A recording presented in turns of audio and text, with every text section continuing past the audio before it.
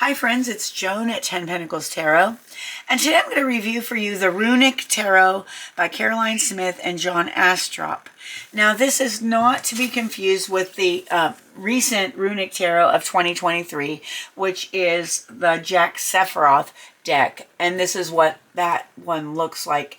I have a review of this deck on my Tarot Deck Reviews Volume 1 playlist if you're interested in that one. But this one, the deck I'm reviewing today, is a 2003 deck. And you may have a hard time finding this if you're interested in it. It has been on my shelf so long, I don't even have the box anymore. I've had it probably since 2003. And, but I want to show this to you because my goal is to review every deck on my shelf so that you can see them all.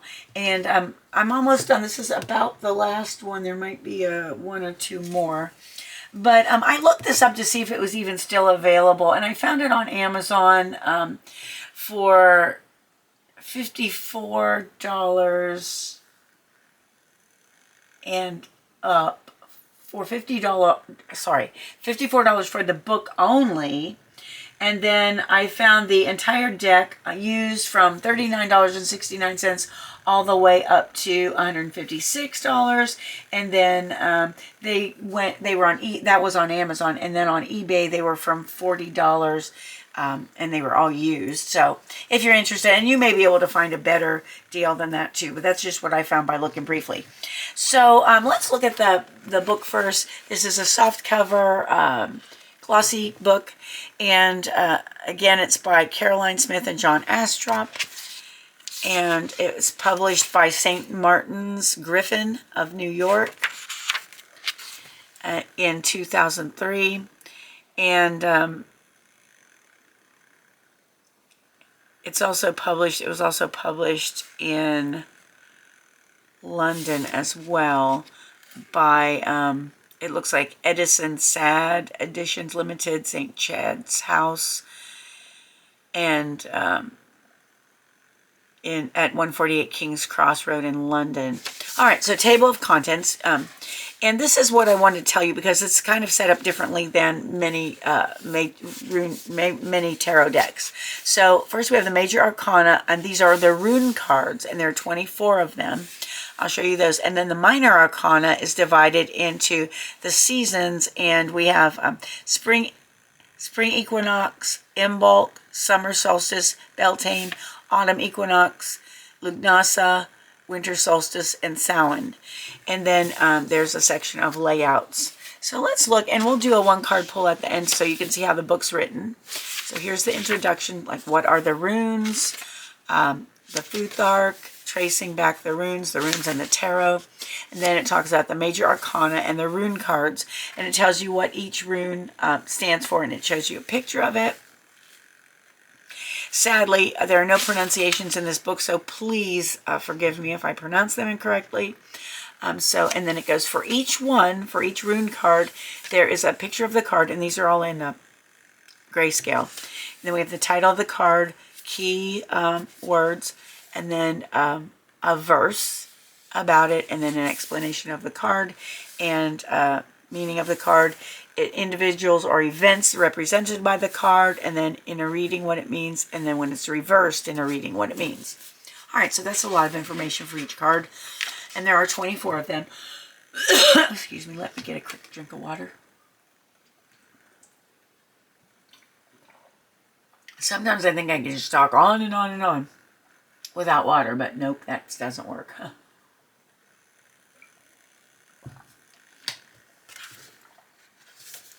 All right, so we go on through the rune cards, rather, and then we come to the minor arcana, or the season cards. And here it talks about the seasons. Okay, so and then there's Imbolc is the fire season. Beltane is water. Okay, so Imbolc is fire in the spring quarter. Beltane is water in the summer quarter. Lugnasa is earth in the autumn quarter. And Samhain is air in the winter quarter. And then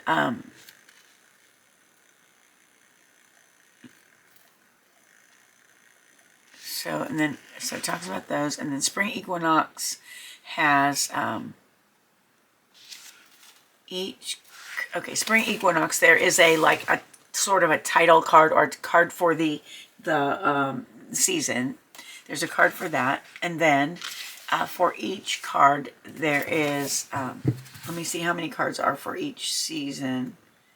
So Imbolc has, I've seen that pronounced as E-Milk, but I've also heard it pronounced as Imbolc, so I don't really know.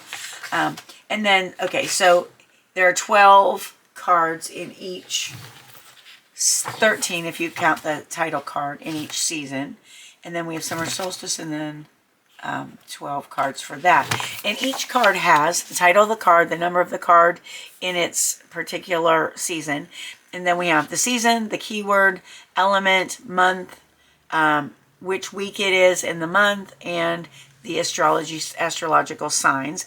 And we have it talks about the image of the card, and then a meaning of the card, and then in a reading, upright and reversed.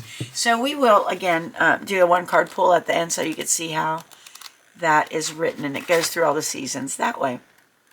All right, so, you know, I had this for a long time before I even looked at it, because it was sort of intimidating for me because I wasn't familiar with any of this. Okay, and then it talks about layouts, the reading cards in a reading, the minor arcana in a reading. And then it gives you some spreads or layouts. So there's the Celtic tree layout. And it talks about the positions and the meanings and all of that. And then the seasons layout.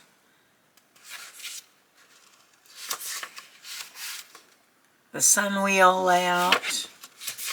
And then there's further reading and acknowledgments.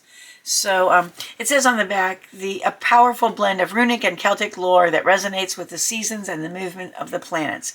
The mystery of the runes is as much part of the Celtic mythology as the passing of the seasons and the rhythm of the natural year. What's more, the relationship of the sun, the moon, and the earth, and the turning of the year inspired by the first divinatory systems used by people of ancient times. So the highly distinctive Runic Tarot includes a major arcana of 24 runes in a zodiac wheel with traditional Norse significance. This is coupled with a minor arcana of 4 suits, each reflecting a season. The Runic Tarot will connect you with the seasonal imagery of the northern tribes and will enrich and guide your life. And again, it's by John Astrop and Caroline Smith. And when I got this, it was actually $19.95 in the U.S. and $29.95 in Canada. So anyway, that's just that information. So let me go ahead and show you the cards. So these are medium weight cardstock. This is what the back looks like. They are reversible. It says copyright Caroline Smith on the end, 2003. And then there's this front, and they are glossy. All right, so let's look at them. So, Feo, the rune of cattle and wealth, or courage or a test, thorn, attack or defense, os, Odin, god or language, rad, journeys and in control, Ken, fire and enlightenment. Sorry, that was crooked.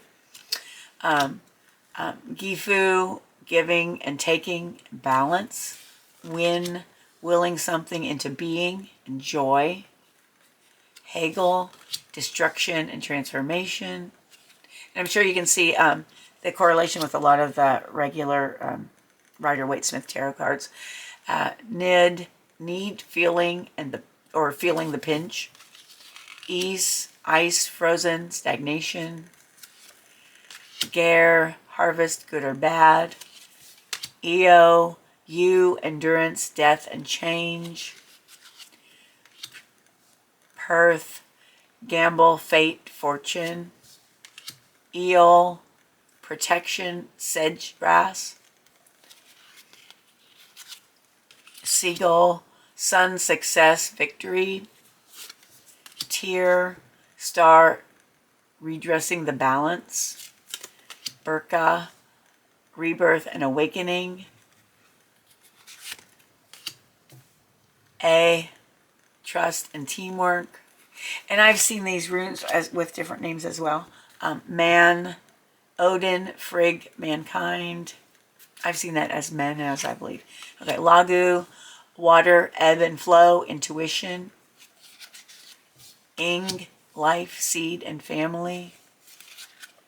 Odal, inheritance and ancestors. Dag, clarity and daylight.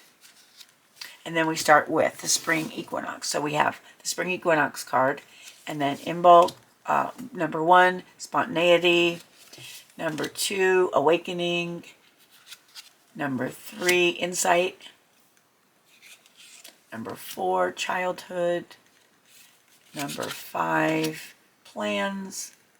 Number 6, cleansing. Number 7, sympathy. Number 8, challenge. Number 9, activity. Number 10, self-promotion. Number 11, recklessness. And number 12, satisfaction. And then we have the season of summer solstice. So there's the summer solstice card. And then we have Beltane. So that we have number 1 is enterprise. Number 2 is appreciation. Number 3 is negotiation. Number 4 is tradition. Number 5 is concept. Number 6 is analysis. Number 7 is gathering. Number 8 is protection. Number 9, celebration. Number 10, responsibility. Number 11, breaking tradition. Number 12, vision. And then we come to autumn equinox. There's the autumn equinox card. And Lugnasa, or Lunasa. We have risk. Number 1 is risk and gamble. Number 2, investment. Number 3, publicity. Number 4, nourishment. Number 5, management. Number 6, detail. Number 7, friendship. Number 8, intensity. Number 9, pilgrimage. Number 10, conformity. Number 11, freedom. And number 12, extreme craze. Wow. That is crazy. Look at that. Okay. And then we have a winter solstice and Samhain. So card number 1 is strength. Number 2, preparedness. Number 3, mind power. Number 4, travel and family. Number 5, festival. Number 6, health and yoga. Number 7, reunion. Number 8, tradition. Number 9, religion or belief. Number 10, law and rules. Number 11, rebellion. And number 12, temptation. All right, so that is the deck. Let's see how they shuffle. These seem to be a little bit smaller than some of the tarot decks. Just a bit. Let me grab my Rider-Waite deck and compare these. And these cards are, you know, they look like a very, very dark green in certain lights, and sometimes they look black.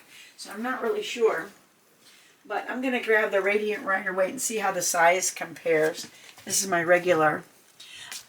Aha, so they're the same width exactly, but they're about a ½ an inch shorter. So that should actually help me to, shuffle them better.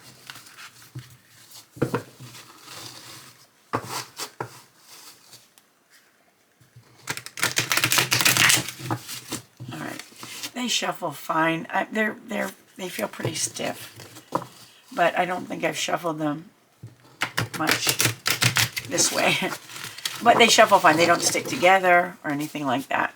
All right, so let's do a one-card reading and see what Spirit has to say to us through this deck today. Spirit, what message do you... Okay. Spirit, what message do you have? One card. There it is. It jumped right out. And it is Beltane. Beltane, and this is reversed, but it is the card analysis. So it's number 6, analysis. So number 6 may have a meaning for you right now. June, and it says June, the second week of June, and the meaning is analysis. So, but this is reversed. So let's read to see how the book is written. And see what message we have. All right, so card 6, we have the season is summer. The key word is analysis. The element is water. The month is June, the second week, which is also on the card. And the astrological sign is Gemini, and Virgo. Signs are Gemini and Virgo. It says the image. A woman supports a decorative plinth containing 2 birds, a book, and a quill, symbols of thought, writing, education, and imagination. In the center above her head is the earth cross, representing the balance of the 4 elements, fire, earth, air, and water. The second week of June, with the sun in Gemini, joins here with the Virgo influences of the 6th card. Following the 5th card with the keyword concept, the issue is put under the scrutiny of the zodiac's number 1 researcher, Virgo. Plans must be analyzed and dissected in order to ascertain their viability. The razor-sharp, quicksilver-thinking planet Mercury rules both Gemini and Virgo. Between the two, no thought is left unconsidered. This is the natural editing team of the zodiac in harness, symbolized by the deadheading of the first flowers to make room for the next blooms. Trimming back the surplus, twisting shoots of the vine allows the strong fruit-bearing ones a full and rich growth. This can be a time of infuriating niggles and nitpicking, but always in the knowledge that the rewards will be worth having. It is a period that requires devotion to the job in hand and unlimited patience. With this combination, there is also a strong tendency to gather research and information almost for the sheer pleasure of it. Now, in a reading, if you got this upright, it would mean this. A long period of research for a project, contact with a perfectionist, having to compile a report of some kind, helping a younger person with schoolwork, learning a useful new technology for work, going on a course, an interest in reading and learning about health matters.